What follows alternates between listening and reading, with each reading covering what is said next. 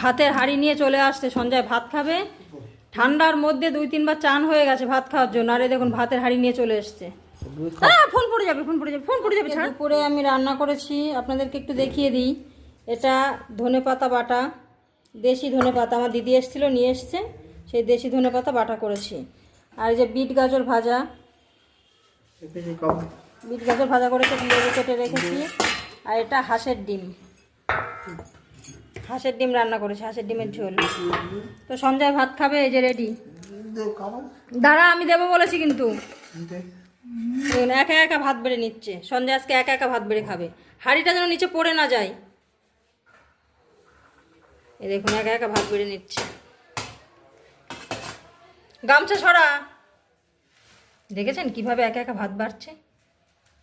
আমি দেব, ও তার আগে ভাত বেড়ে নিচ্ছে। দেখুন, আর নিবি, আর নিবি, হয়ে গেছে।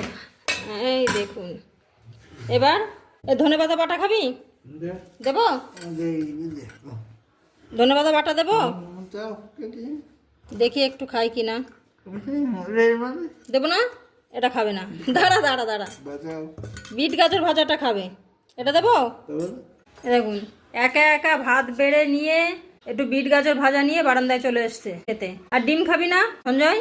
ও ভাত খাবে বলে আমার যেই ভাত রান্না হয়ে গেছে, তরকারি হয়নি, ওর 2বার চান করা হয়ে গেছে, তাও ঠান্ডা জলে।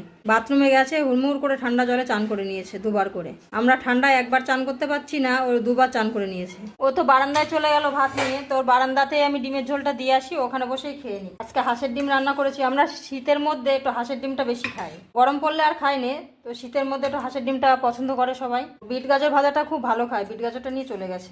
এই যে ওর জন্য নিয়েছি ডিমের ঝোল, এটা ওকে দিয়ে আসি।